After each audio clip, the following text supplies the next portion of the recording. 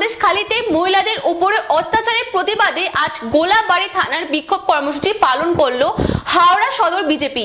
এই বিক্ষোভ কর্মসূচিতে উপস্থিত ছিলেন কয়েকশো বিজেপি মহিলা কর্মীরা। উপস্থিত ছিলেন বিজেপির রাজ্য মহিলা মোর্চার সভানেত্রী ফাল্গুনী পাত্র। রাজ্যে ক্রমবর্ধমান নারী নির্যাতন, রাজ্য পুলিশের নিষ্ক্রিয়তাতে বসিরহাটের সন্দেশখালীতে মহিলাদের উপরে অত্যাচারের প্রতিবাদে আজ গোলাবাড়ি থানায় বিক্ষোভ কর্মসূচি পালন করলো হাওড়া সদর বিজেপি। আজ কয়েকশো বিজেপির মহিলা কর্মীরা থানা ঘেরাও ও বিক্ষোভ কর্মসূচিতে উপস্থিত ছিলেন রাজ্য মহিলার সভানেত্রী ফাল্গুনী পাত্র। বেশ কিছুক্ষণ ধরে গোলাবাড়ি থানার সামনে রাস্তার ওপর বিক্ষোভ করেন বিজেপি মহিলা কর্মীরা। বিজেপি রাজ্য মহিলা মোর্চা সভানেত্রী ফাল্গুনী পাত্র তিনি বলেন, শাহজাহানের মতো দুষ্কৃতীদের মাথায় মুখ্যমন্ত্রীর হাত আছে বলেই তারা এত অত্যাচার করতে সাহস পায়। সারা পশ্চিমবঙ্গ জুড়ে তার প্রতিবাদে আমরা আজ আন্দোলনে নেমেছি। সন্দেশখালীর মহিলাদের দেওয়ালে পিঠ থেকে গেছে বলে তারা আজ সাহস করে লাঠি ঝাঁটা নিয়ে আন্দোলনে নেমেছে।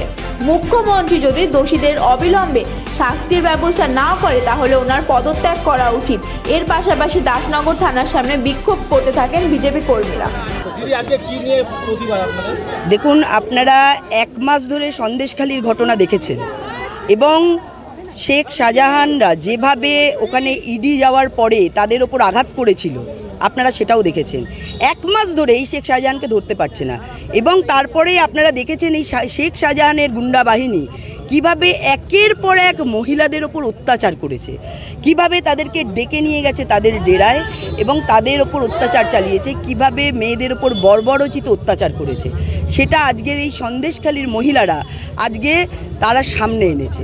তো এই ধরনের নির্লজ্জ পরিস্থিতি শুধু সন্দেশখালী নয়, সারা পশ্চিমবঙ্গ ব্যাপী ঘটে চলেছে, সেটা শাসক দলের প্ররোচনায়। আজকে এই সরকার এদের মাথার উপর হাত রেখেছে। আজকে শেখ শাহজাহানকে ধরা যায় না, কারণ পুলিশ তাকে সাহায্য করেছে পালিয়ে যেতে, পুলিশ তাদেরকে আড়াল করে রেখেছে, আর এদের মাধ্যমে এই ধরনের অত্যাচার সংগঠিত হচ্ছে। তো এর প্রতিবাদে আমরা এখানে আজকে সারা পশ্চিমবঙ্গ ব্যাপী ধর্না চলছে। আজকেও আমরা এখানে প্রতিবাদে বসেছি এবং এই প্রতিবাদ সারা পশ্চিমবঙ্গব্যাপী চলবে যতক্ষণ না এই ধরনের অত্যাচার বন্ধ হবে, যতক্ষণ না মমতা ব্যানার্জি এর বিরুদ্ধে দৃষ্টান্তমূলক শাস্তির ব্যবস্থা করবে, আর না হয় তিনি পদত্যাগ করবেন। তো আমরা এর দাবি জানাচ্ছি, না হলে এই আন্দোলন চলছে এবং এই আন্দোলন কন্টিনিউ চলবে। আমরা এখানে থানাকে বিষয়গুলো জানাবো, আমরা ডেপুটেশনও দেব এবং আমরা এখানে প্রতিবাদও আমরা করেছি। বর্তমান আমাদের এই প্রতিবাদ চলবে, আমরা থানার সাথে কথা বলবো, থানা কি বলে সেই বিষয়ে আমরা দেখব। রাজ্যের তো মুখ্যমন্ত্রী একটা মহিলা, আর সেইখানে আপনারা যেটা বলছেন যে সন্দেশখালীর মহিলার উপরে যে ঘটনাটা ঘটেছে তাকে দায়ী করছে। দেখুন, এখানে দায়িত্ব একমাত্র মুখ্যমন্ত্রী মহিলা। শুধু সন্দেশখালী নয়, সন্দেশখালী আমাদের পথ দেখিয়েছে। এই কারণেই পথ দেখিয়েছে কারণ সন্দেশখালীর মহিলারা সামনে প্রকাশ্যে এসে প্রতিবাদ করার মতো সাহস রেখেছে এত অত্যাচারের পরেও, কারণ সেখানে সেই অত্যাচারী শেখ শাহজাহান বর্তমান নেই। সেই জন্য তারা সামনে রাখতে পেরেছে তাদের এই অত্যাচারের কাহিনী।